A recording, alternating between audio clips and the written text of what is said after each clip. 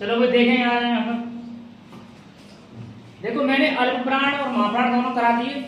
आगे क्या चलेगा, अघोष और सघोष, या फिर दो नाम होते हैं इनके, या तो सघोष बोल दो या फिर घोष बोल दो। ठीक है, ये होते क्या हैं इनको देखेंगे अच्छे से।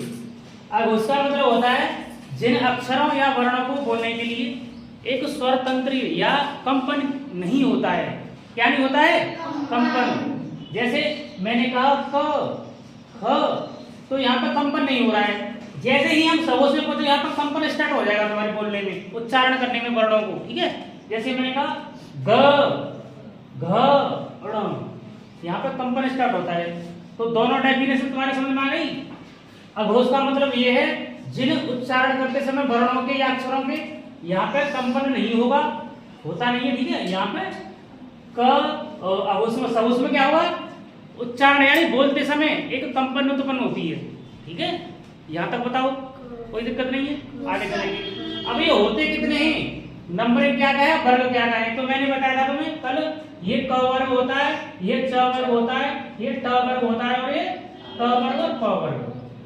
संख्या नंबर हमने पहली कल बता दी थी, आज भी बता रहे हैं। अघोष में 1 और 2। ठीक है, इसका कोड क्या है 12। कितना है 12। और 345 किसका है, सघोष का। तो पहले और दूसरे ये तो होते हैं अघोष। ठीक है, और मैंने बताया था तुम्हें कल कि यहाँ पे यरलम होते थे अल्प प्राण और अंतःस्थ व्यंजन होते थे महाप्राण। यहाँ पर थोड़ा सा उल्टा हो जाएगा उसका। ठीक है, जैसे मैंने कहा स और स, ये वाली ये किस में आ जाएंगे अब, तो तुम बताओगे अघोष में आ जाएंगे। ये किस में आ जाएंगे, अघोष। और ये ह कहाँ पहुंच जाएगा, सघोष के पास। किसके पास, यहाँ पे ऐसे। ठीक है, यहाँ पे हमारे अल्प प्राण, सॉरी उसके क्या नाम है, अंतःस्थ व्यंजन होते थे। ठीक है, यहाँ पे क्या होते थे, ऊष्म व्यंजन।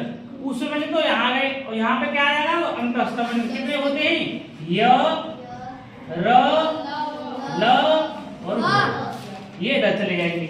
बताओ दोनों में डिफरेंस समझ में आ गया। ठीक है, उसके बाद जितने भी हमारे स्वर होते हैं, स्वर कितने होते हैं 11। जैसे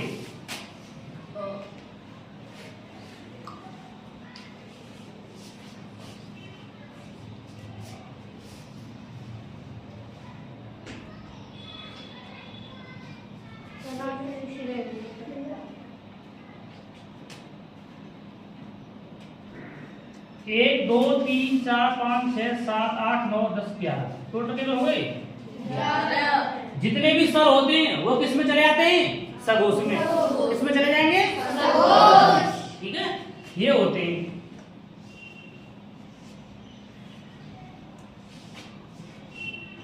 सर लेखन के आधार पर स्वर कितने होते हैं? ठीक है, ये भी बताया था हमने कि लेखन के आधार पर और बोलने के आधार पर। तो बोलने के आधार पर होते कितने, 13। बोलने के आधार पर होते हैं 11। ठीक है, और लेखन के पर कितने होते हैं, 13। कौन कौन से जुड़ जाते हैं इनमें, अयोगवाह। कौन कौन से, अयोगवाह कौन कौन से होते हैं,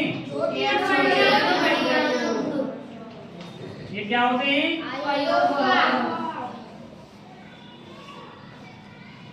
कितना आसान हो गया बताओ। अल्प प्राण समझ में आए, महाप्राण समझ में आए, आज क्या है अघोष और सघोष ये होते। ठीक है, तो हर किसमें चला गया, यहाँ पे जितने भी स्वर होते हैं वो किसमें होते हैं, अंतःस्थ व्यंजन किसमें आ गए, संघर्षी या उस व्यंजन किसमें आ गए, ठीक है, ये था तुम्हारा।